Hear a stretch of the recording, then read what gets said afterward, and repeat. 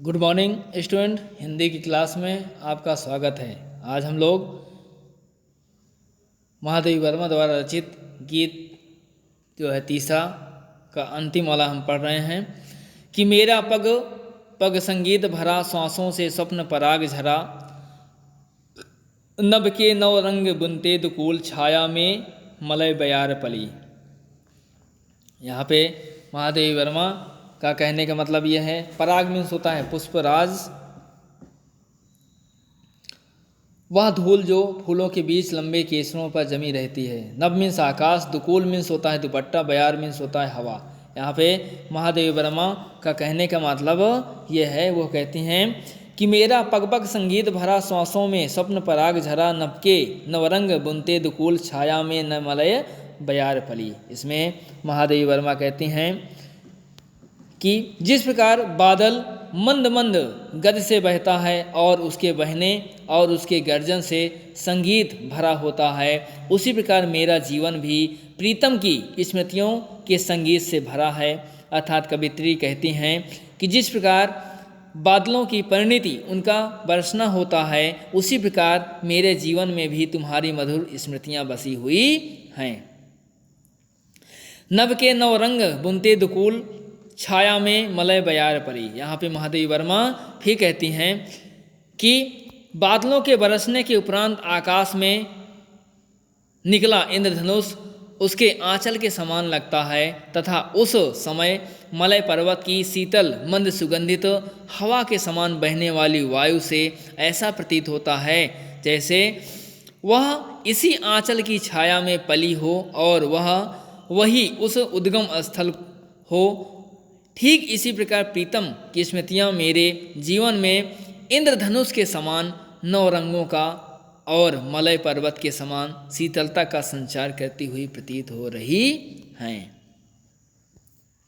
फिर आगे, मैं क्षितिज भ्रकुटी पर घिर धूमिल, चिंता का भार बनी अविरल, रज कण पर जल कण हो बरसी, नवजीवन अंकुर बन निकली। यहाँ पे क्षितिज मीन्स होता है वह स्थान जहाँ पृथ्वी और आकाश मिलते हैं। भ्रकुटी मीन्स होता है भौं, धूमिल मीन्स होता है धुंधला, अविरल मीन्स होता है निरंतर, रज मीन्स होता है धूल। यहाँ पे महादेवी वर्मा का कहने का मतलब यह है कि मैं क्षितिज भ्रकुटी पर घिर धूमिल, चिंता का भार बनी अविरल, रज कण पर जल कण हो बरसी, नवजीवन अंकुर बन निकली। यहाँ पे इनका कहने का तात्पर्य यह है कि जिस प्रकार जल के भार से नभ में झुके हुए बादलों को देखकर ऐसा प्रतीत होता है, मैं क्षितिज भ्रकुटी पर घिर धूमिल, चिंता का भार बनी अविरल। यहाँ इनका कहने का मतलब यही है कि जिस प्रकार जल के भार से नभ में झुके हुए बादलों को देखकर ऐसा प्रतीत होता है कि जैसे वे उसकी भौहें हों और उसकी चिंतित अवस्था को अभिव्यक्त कर रही हों, उसी प्रकार प्रिय के विरह और उससे मिलने की आस के कारण वह सदैव चिंतित रहती हैं। रज कण पर जल कण हो बरसी, नव जीवन अंकुर बन निकली।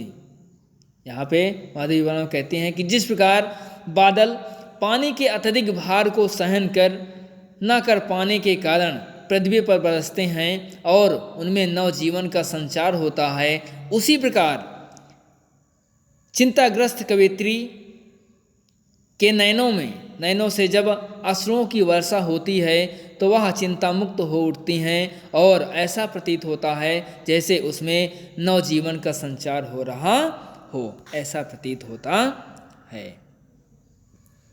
फिर आगे जो है हम लोग आगे पढ़ते हैं, पथ को ना मलिन करता आना, पद चिन्ह ना दे जाता जाना, सुधि मेरे आगम की जग में सुख की सेहरन हो अंत खिली। यहाँ पे महादेवी वर्मा कहती हैं, इसमें मीनिंग बता देता हूँ। मलिन मीन्स होता है मैला, सुधि मीन्स होता है स्मरण याद, आगम मीन्स होता है आना, सिरहन मीन्स होता है कंपन। यहाँ इनका कहने का मतलब यह है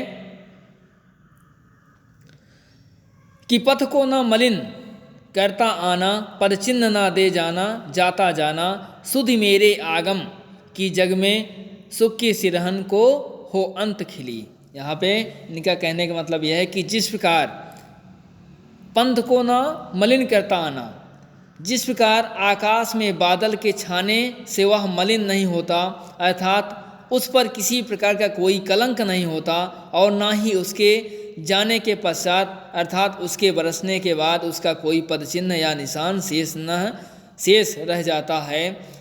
लेकिन इनका कहने का मतलब यह है कि उसके आकाश में छाने के स्मरण मात्र से ही संपूर्ण विश्व अर्थात सभी लोगों में प्रसन्नता की लहर दौड़ जाती है।